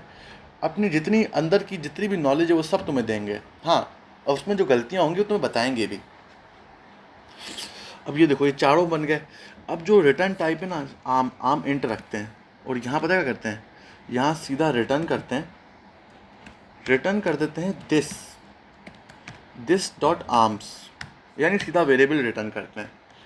ये कितना बेहतरीन सीन है, 1 2 3 4, एक सेकंड, कंट्रोल+G, 4 ही काफ़ी हैं। रिटर्न आर्म, रिटर्न लेग, यहाँ पर क्या कर देंगे, सिंपल नाम चेंज कर देंगे, लेग लगा देंगे, और यहाँ पर क्या कर देंगे, यहाँ पर मैं क्या कर दूंगा, आर्म्स के अलावा आय मेरे पास है, रिटर्न आय कर दें, आय। फिर यहाँ पर मेरे पास क्या है, ये स्ट्रिंग टाइप होगा, रिटर्न नेम, तो यहाँ पर इसको स्ट्रिंग टाइप कर देते हैं, स्ट्रिंग नेम, और यहाँ पर सिंपल नेम लगा देते हैं। तो ये हमारे पास गेटर एंड सेटर्स है, सही है। अब देखो गेटर्स एंड सेटर्स का फ़ायदा क्या है, एक चीज़ बताऊँ, मुझे पता है कि मेरा जो डिस्प्ले है, डिस्प्ले सब का सब प्रिंट करेगा। एंड फॉर सपोज जो मेरा H1 है, H3 जो मेरा है, H3 में मैं ऐसा करता हूँ, सिर्फ अली और अपनी लेग्स देता हूँ, अली एंड लेग्स को सेट करता हूँ। एंड मुझे चाहिए कि अभी मुझे प्रिंट करके बताओ कि मेरे पास लेग्स कितनी है एंड नेम कहीं है। कहीं कोड के बीच में ना मैं तुमसे कहता हूँ, साहिल जो तुमने याद है तूने H3 एक बनाई थी ऑब्जेक्ट, H3 में बताइए नेम क्या था, तो स्पेसिफिक नेम कैसे प्रिंट करूँ। अब मैं पूरा ऑब्जेक्ट प्रिंट करूँ बैठ के, नहीं यार ये तो बड़ी ख्वारी है, ऑब्जेक्ट पूरा प्रिंट कर तो सकते हैं, लेकिन अब मैं ऑब्जेक्ट को जब पूरा प्रिंट करूँगा, जैसे कि देखो यहाँ पर जब पूरा ऑब्जेक्ट प्रिंट होगा तो मेरे लिए ख्वारी बड़ी होने वाली है। ख्वारी है कि अब मैं ढूंढूँ इसमें नेम क्या है, अली, क्या पता है रिपोर्ट बहुत ज़्यादा बड़ी हो, 1000 ऑफ लाइन जितना डेटा पड़ा हो इस अली में, तो अली का मैं नेम या हॉबी अलग से ढूंढूंगा बैठ के, नहीं। मैं सिंपल कहूँगा कि सुन भाई ये सब करने की ज़रूरत नहीं है, सिंपल तू सी आउट कर दे, सी आउट क्या कर, सी आउट कर दे तू गेट लिख, नहीं H3 लिख, H3 फिर गेट लिख, गेट कर दे तू नेम, यानी H3 में जो भी नेम होगा ना तुझे वो नेम पता चल जाएगा, यानी H3 में अली नेम है। तो ये गेटर एंड सेटर का फ़ायदा है। अब सेटर एंड गेटर का एक और एक फ़ायदा है कि भाई चाहो तो तुम दो ही वैल्यू कर सकते हो। अगर दो ही वैल्यू सेट की है तो तुम चाहे तो मर्जी से, अपनी मर्जी से वो दो ही वैल्यूज प्रिंट कर दो, कोई गलत बात ही नहीं है। एंड एल लगा देते हैं। अब यहाँ पर मैं ऐसे करता हूँ, कंट्रोल-G, अब यहाँ पर H3 डॉट लेग्स कर दो, लेग्स। तो अब मैं कहता हूँ मुझे फिर बताओ मेरे पास नेम क्या, अच्छा एरर क्या है, लेग नहीं लेग्स नहीं लेग है। ओके इसको चलाते हैं। अब इसको चलाया तो हम देखेंगे, ओके समझ आ गया कि राइट। अब एक चीज़ देखो, जब मैंने खाली छोड़ दिया ना तो यहाँ एक डिफ़ॉल्ट कोड है एम्प्टी का ही है, ये खाली मेमोरी स्पेस बता रहा है कि भाई साहब अली के पास ये खाली मेमोरी स्पेस है। अब एक मसला पता है क्या, जावा में जब तुम करोगे ना, जावा में तुम्हें ना यहाँ पर एरर आ जाएगा। जावा कहेगा कि भाई तुम अपने वेरिएबल को खाली मत छोड़ो, कोई वैल्यू दे दो वहाँ पर। तो ये डिफरेंट फंक्शनलिटीज़ होती हैं। अब देखो क्लास कितनी बड़ी हो गई, लेकिन मैंने इस क्लास के बेसिकली तुम्हें हर एक चीज़ सिखाई कि तुम गेटर सेटर्स बनाओ। गेटर सेटर्स क्यों कि भाई अगर तुमने प्राइवेट वेरिएबल बनाए हुए हैं तो गेटर सेटर्स से तुम सेट कर सकते हो, या चाहो तो तुम कंस्ट्रक्टर बना सकते हो, या डिफरेंट कंस्ट्रक्टर ओवरलोडिंग की मदद से डिफरेंट कंस्ट्रक्टर्स तुम्हारी मर्जी की कितनी तुम वैल्यूज देना चाहो कितनी नहीं। अगर तुम सेपरेटली प्रिंट करना चाहते हो तो गेटर यूज़ करो, सेपरेटली एंटर करना चाहते हो तो सेटर यूज़ करो, एक साथ एंटर करना चाहते हो तो कंस्ट्रक्टर यूज़ करो, एक साथ प्रिंट करना चाहते हो तो डिस्प्ले यूज़ करो। तो ये कुछ मैंने तुम्हें फंक्शनलिटीज़ बता दी, ठीक है। जो अब एक चीज़ देखो, अब ये मैं H1 H2 H3 के लिए ये पूरा कोड है, ये पूरा कोड क्या मैं बार बार यूज़ करूँ? नहीं। अब ये पूरा कोड ना मैं डिफरेंट उस ऑब्जेक्ट्स के लिए यूज़ कर सकता हूँ, डिफरेंट ऑब्जेक्ट्स के लिए। अब हमारी वीडियो काफ़ी बड़ी हो गई, लेकिन इस वीडियो के अंदर मैंने तुम्हें बेसिकली हर चीज़ सिखाई। अगर तुम चाहो तो मैं बताऊँ, अगर ये गेटर सेटर्स एंड डिस्प्ले ना, ये चीज़ें तुम्हें मिलेंगी नहीं, ये चीज़ें तुम्हें मेरे नोट्स में भी अभी नहीं मिलेंगी। ये चीज़ें मैंने एक्स्ट्रा पढ़ाई हैं आज के टॉपिक्स से आउट होके, आज के टॉपिक्स कब के क्लियर हो चुके हैं। अब यहाँ पर कुछ स्टैटिक, जैसे प्राइवेट हमारे पास एक कीवर्ड है, स्टैटिक भी कीवर्ड होता है हमारे पास। स्टैटिक ज़्यादातर हम जावा में देखते हैं, एंड अभी स्टैटिक छोड़ दो तो मेरे लिए मैं तुम्हें सही बोलूँगा। लेकिन स्टैटिक का क्या होता है कि अगर तुम वेरिएबल को स्टैटिक बनाते हो ना, तो तुम एक स्टैटिक फंक्शन के अंदर ही वो वेरिएबल यूज़ कर सकते हो। अगर मैं यहाँ कल को लिख देता हूँ ना स्टैटिक इंट, अब मसला क्या है कि ये सारे जो आई आर्म लेग्स हैं, इसको एक मिनट प्रिंट करके देखिए, वैसे चल तो जाएगा ये, नहीं चला। क्यों नहीं चला भाई? इसलिए नहीं चला क्योंकि जो आई है, आर्म्स है, लेग्स है, ये अनडिफाइंड हो गए। अनडिफाइंड क्यों हुआ है? क्योंकि देखो जो भी स्टैटिक होता है ना मेरे पास, जो भी मेरे पास स्टैटिक वेरिएबल होता है वो एक स्टैटिक कंस्ट्रक्टर या स्टैटिक फंक्शन में चलेगा। यानी एक सिंपल फंक्शन या सिंपल कंस्ट्रक्टर में नहीं चल सकता। तो मैं अगर इसको सिंपल स्टैटिक करता हूँ, स्टैटिक कर दिया और यहाँ बड़ा सा ह्यूमन लिख दिया कि ये बड़ा सा ह्यूमन है, सही है। अच्छा, ये कंस्ट्रक्टर स्टैटिक नहीं हो सकता, मतलब फंक्शन स्टैटिक होगा, ठीक है। फंक्शन स्टैटिक करते हैं। फंक्शन में क्या स्टैटिक करें? डिस्प्ले को स्टैटिक कर दें, डिस्प्ले को स्टैटिक करते हैं। इस इधर थोड़ा स्पेस देते हैं, यहाँ स्टैटिक कर देते हैं इसको, ये स्टैटिक हो गया। अब फिलहाल के लिए जो हमने ये लिखा है ना, क्योंकि यहाँ पर मैं इन वैल्यूज़ को चेंजेस नहीं कर सकता, ये वैल्यूज़ तब तक चेंजेस नहीं होंगी जब तक ये सारे फंक्शन स्टैटिक नहीं होंगे। तो अभी के लिए इन फंक्शंस को बंद कर दो, एंड यहाँ पर भी इसको भी बंद कर दो, क्योंकि इन द एंड यहाँ पर भी कोई काम नहीं आने वाला, यहाँ पर भी कोई काम नहीं आने वाला। ये फंक्शन देखो यहाँ पर पुट नहीं हो रही कि भाई मेरे ये स्टैटिक होना चाहिए। तो अगर मैं यहाँ पर स्टैटिक कर देता हूँ तो फिर अगर इसको भी मैं अभी के लिए यहाँ ऐसे कर देता हूँ बंद, और यहाँ को भी इसको ऐसे कि अभी के लिए बंद कर देता हूँ। स्टैटिक समझाने के लिए कितना ख्वार होना पड़ रहा है तुम लोग को, सही है। अभी यहाँ को इसको बंद कर दो, और यहाँ पर इसको है ना, इसको भी बंद कर दो, ठीक है। सिंपल स्टैटिक समझाने के लिए मैं h1.display करूँगा, डिस्प्ले। अब डिस्प्ले क्यों नहीं चल रहा? डिस्प्ले मेरे पास इसलिए नहीं आया क्योंकि डिस्प्ले मुझे चाहिए एक स्टैटिक, ठीक है ना। अब इसके अंदर ये नेम आई आर्म्स क्यों नहीं चल रहे? Names and I and arms के अंदर वैल्यूज़ तुमने पुट नहीं की, क्योंकि मुझे स्टैटिक करना था। तो मैं यहाँ स्टैटिक कर सकता था इन सबको स्टैटिक करके देखें, स्टैटिक नहीं हो रहा क्योंकि फंक पैरामीटर स्टैटिक नहीं होता, ठीक है। फिर हमारे पास ये स्टैटिक होना चाहिए था। तो इसको ज़रा हम इधर जाते हैं, स्टैटिक करते हैं। इस तरह स्टैटिक किया तो यहाँ पर एरर क्यों आ रहा है? Error static is not allowed in it, okay. तो अभी के लिए स्टैटिक को छोड़ देते हैं, अभी के लिए हम स्टैटिक को छोड़ के इधर जाके नोट्स में देखते हैं कि यहाँ हमें स्टैटिक के बारे में क्या बताया गया है। कंस्ट्रक्टर बता दिया। अच्छा, डिस्ट्रक्टर मैं बताऊँ, डिस्ट्रक्टर हर एक जो कंस्ट्रक्टर बनेगा ना, कोशिश करो एक डिस्ट्रक्टर भी उसके साथ बनाओ। डिस्ट्रक्टर क्या होता है कि तुम ये कंस्ट्रक्टर तुमने बना दिया, इस कंस्ट्रक्टर के बाद तुम सिंपल ऐसे कर दो, ये लिख दिया करो। ये लिखोगे तो तुमने डिस्ट्रक्टर बना दिया, यानी तुम्हारा ऑब्जेक्ट एक बार चल गया ना, ऑब्जेक्ट क्रिएट हो गया, फिर उसके बाद जब भी ऑब्जेक्ट अपनी फंक्शनैलिटी पूरी कर लेगा ना, वो ऑब्जेक्ट के अंदर का सारा डेटा रिमूव हो जाएगा, वो ऑब्जेक्ट ख़त्म हो जाएगा मेमोरी के अंदर से, क्योंकि बाय डिफ़ॉल्ट हमारे कैशे हो गया, उधर हमारा ना डेटा रह जाता है। तो ये डिलीट कर देता है कैशेस से, रैम से, हमारा ऑब्जेक्ट हटा देता है। तो कल को ये सीन अच्छा रहता है कि तुम एक डिस्ट्रक्टर लगा दो, यानी कंस्ट्रक्टर हो गया, ये सारा काम तुम्हारे ऑब्जेक्ट ने कर दिया, H1 ने। H1 डिस्प्ले होने के बाद जब भी अपनी एक फंक्शनलिटी पूरी कर लेगा ना, फिर डिस्ट्रक्ट हो जाएगा, यानी जितना भी डेटा सेव था ना उसकी फ़िलहाल रैम के अंदर या कैशे के अंदर, वो डिलीट हो जाएगा। फिर वापसी कोड चलाओगे, वापसी वो सारा कोड ले अपने अंदर डेटा लेगा, प्रिंट करेगा, फिर वापसी डिस्ट्रक्ट हो जाएगा। तो ये डिस्ट्रक्टर का काम था। अब स्टैटिक के अंदर जाएँ, डिस्ट्रक्टर पढ़ना है तुम चाहो तो इसको अलग से भी देख सकते हो, मैं इसको इसलिए इतना ज़्यादा नहीं रखता क्योंकि देखो स्टैटिक मेंबर्स, स्टैटिक क्या करता है कि भाई एग्जांपल इसकी सिंपल थी कि जो स्टैटिक हमारे पास वेरिएबल है, वो वेरिएबल ऐसा होगा कि भाई तुम उस यहाँ एरर कर दोगे। ओके, आई राइट, ठीक ठीक ठीक ठीक ठीक ठीक। ऐसा करते हैं, स्टैटिक को ना हम स्टैटिक फंक्शंस के क्या कर रहे हैं कि अगर स्टैटिक फंक्शन करते हैं तो स्टैटिक फंक्शन, ये देखो जो स्टैटिक वेरिएबल होता है ना, ये भी बता रहा है, जो स्टैटिक वेरिएबल है वो स्टैटिक वेरिएबल स्टैटिक फंक्शन के अंदर ही काम कर सकता है। समझ आया? तो ये एक बड़ा मज़े का सीन इसने बता दिया। अब कुछ चीज़ें हैं जो हमें मसले मसाइल करती हैं आगे जाके, लेकिन उन मसले मसाइल को अभी छोड़ के यहाँ पर जो स्टैटिक लगाया है फजूल का, वो स्टैटिक यहाँ से हटा दो। अच्छा, एक चीज़ बताता हूँ, मैं बताता हूँ यहाँ पर कंस्ट्रक्टर में क्यों एरर आ रहा था स्टैटिक, क्योंकि देखो मैंने बाकी वैल्यूज़ स्टैटिक नहीं की थी मेरे हिसाब से, जो नेम है ये सब स्टैटिक नहीं किया था, है ना। तो ऐसा करते हैं, इन सबको स्टैटिक करके देखते हैं। स्टैटिक, देखो प्रोग्रामिंग का यही है, टाइम का पता नहीं चलता लेकिन आप बड़े मज़े से प्रोग्रामिंग कर सकते हो। स्टैटिक हो गया। अब मैं यहाँ इसको स्टैटिक करके देखूँ कि इसको स्टैटिक करा। ओके, कंस्ट्रक्टर के अंदर अभी भी मैं स्टैटिक नहीं कर सकता, ठीक है। क्या अब मैं अपने इसके अंदर स्टैटिक कर सकता हूँ, फंक्शन के अंदर? ओके, अभी भी कोई ना कोई तो इशू है, कोई ना कोई इशू क्यों आ रहा है। यहाँ पर मैंने क्या ये सही डाला है, ये ठीक डाला है, ये भी सही डाला है, ये ठीक है, यहाँ भी ठीक डाला हुआ है। तो इन द एंड कोई ना कोई तो इशू है।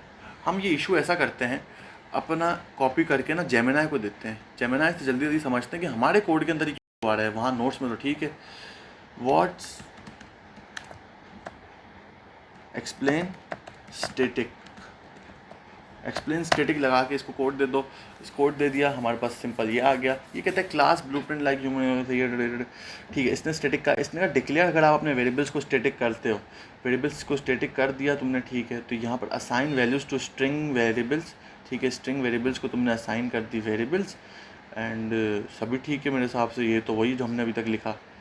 अच्छा देखो, हमने तो बिल्कुल वैसे ही कोड लिखा था। हमने कोड वैसा क्या लिखा, फिर initialize static variable outside the class. तो सी प्लस प्लस के अंदर ऐसे होता है सीन। आई एम सॉरी, मतलब हमने सब सही किया था। हमने अगर वेरिएबल्स स्टैटिक किए थे तो हम लोगों का फंक्शन भी हमें स्टैटिक करना पड़ा, और हमारा कंस्ट्रक्टर के अंदर हम स्टैटिक नहीं कर सकते थे। कंस्ट्रक्टर के अंदर तो हम वैल्यूज़ देते हैं ना, उससे स्टैटिक की ज़रूरत ही नहीं है। वेरिएबल स्टैटिक हो गए, और फंक्शन भी तभी वो वेरिएबल्स प्रिंट करेगा अगर मेरे पास वो फंक्शन भी स्टैटिक हुआ। फिर मुझे ऐसा करना होता है कि मुझे बाहर यहाँ अलग से बताना पड़ता है ये ऐसे करके कि भाई ये स्टैटिक है, फिर काम करता है ये। अब उसे कॉपी करो, कॉपी करने के बाद सिंपल ऐसा करो, यहाँ लगा दो। यहाँ ऐसे किया तो देखो कितना अच्छा हो गया, ये भी एक सिस्टम हो गया। तो अब ये किस चीज़ का एरर है, यहाँ पर ये एरर किसी रेड है यहाँ पर, क्योंकि मैंने इसने कहा कहीं ना मैंने ब्रैकेट्स में गलती कर दी है। ब्रैकेट तो मैंने बहुत बेहतरीन तरीके से लगाया। ये देखो, ये ब्रैकेट है, इसे कट करना होगा। अब एरर्स हट गए, अब एरर्स हट गए। ये देखो, समझ आ गया। स्टैटिक वेरिएबल बनाओगे तो वो स्टैटिक फंक्शन के अंदर ही चलेगा, सही है। तो ये सिंपल स्टैटिक का काम है। एक सिंपल स्टैटिक ने हमारा सारा दिमाग खा लिया। तो स्टैटिक के बाद बेसिकली सब खत्म हो गया। डिस्ट्रक्टर समझ नहीं आया तो डिस्ट्रक्टर में बताता हूँ। डिस्ट्रक्टर रिपीट कर लेते हैं, क्योंकि आज की वीडियो में अल्हम्दुलिल्लाह आज की video one of the lengthiest, सबसे बड़ी वीडियो बनी है, लेंथीएस्ट वीडियो बनी है। लेकिन आज की वीडियो के अंदर हम लोगों ने काफ़ी ज़्यादा सीखा, काफ़ी एक्स्ट्रा चीज़ें भी सीखी जो मैंने तुम्हें बताया, गेटर एंड सेटर वाला। डिस्ट्रक्टर देखो, हमेशा एक क्लास जो तुम बनाते हो ना स्टूडेंट, जैसे कि ये तुमने बनाया, तो हमेशा एक डिस्ट्रक्टर बनाया करो, सही है।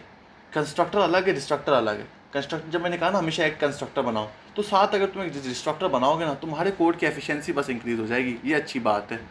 तो कंस्ट्रक्टर एंड डिस्ट्रक्टर का काम है कि भाई अगर तुमने कल को इस तरह से लिख दिया ना, इतना बड़ा कंस्ट्रक्टर बना दिया, एक छोटा सा डिस्ट्रक्टर बना दो, सिंपल। जब भी कोड एग्जीक्यूट हो जाएगा, कैशे से रिमूव कर देगा ये तुम्हारा कोड, तो तुम्हारी मेमोरी की स्पेस अच्छी रहेगी। तो ये एक अच्छी बात है डिस्ट्रक्टर की। एंड आज की वीडियो काफ़ी बड़ी हो गई, लेकिन आई होप तुम्हें समझ आई हो। I had tried my best to be explain you out of the notes and अच्छी एग्जाम्पल्स दूँ, कोड लिख लिख के समझाया, खुद भी कुछ गलतियाँ की तो बताई, एआई की इस्तेमाल ली जहाँ पर गलतियाँ हुई, क्योंकि इंसान हूँ, ह्यूमन एरर्स आ जाता है, सब याद नहीं रहता। क्योंकि देखो, मैं मल्टीपल प्रोग्रामिंग लैंग्वेजेस में काम करता हूँ। अगर मैं मल्टीपल प्रोग्रामिंग लैंग्वेजेस में जब काम करता हूँ ना, तो मेरे पास मल्टीपल लिटरली इट्स लाइक बहुत सारी मेरे पास ऑप्शंस होते हैं ना यूज़ करने के लिए। तो मेरे पास बहुत सारे जहन में कॉन्सेप्ट आ रहे होते हैं, किसी प्रोग्रामिंग लैंग्वेज में कॉन्सेप्ट चलता है, किसी की प्रोग्रामिंग लैंग्वेज के अंदर वो नहीं चलता। तो ये सिंपल सिस्टम है। तो आज की वीडियो मेरे हिसाब से काफ़ी बड़ी भी हो गई है, तो अभी के लिए अल्लाह हाफिज़ करता हूँ तुम सबको। ये वीडियो अच्छे से पढ़ो। नेक्स्ट वीडियो इज़ एडवांस ऊप, जिसमें हम कोशिश करेंगे 4 पिलर्स ऑफ पढ़ लें, ऊप के 4 पिलर्स। फिर कोशिश रहेगी कि उसके अंदर मैं 4 पिलर्स तुम्हें समझा के ना ऊप फिनिश कर दूँ। ऊप से रिलेटेड एक्सरसाइजेस दी हैं, उनको करो। वो एक्सरसाइज बेहतरीन है। C++ में इतना ऊपर आ गया, बेहतरीन है। मैं समझता हूँ इतना ऊपर तुम्हें आ जाएगा ना 4 पिलर्स के बाद काफ़ी है। फिर जावा के अंदर हाँ तुम और भी चीज़ें सीख सकते हो, लेकिन ऊप की यही कॉन्सेप्ट्स रहेंगे, यही चीज़ें रहने वाली हैं। बिकॉज ऊप it's not that much of a lengthy topic if I से सो। बट हाँ, ये जो कॉन्सेप्ट्स हैं ये टाइम ले लेते हैं समझने में, तो इनको अच्छे से समझो। तब तक के लिए अल्लाह हाफिज़, अपना ख्याल रखना। Let's meet next time.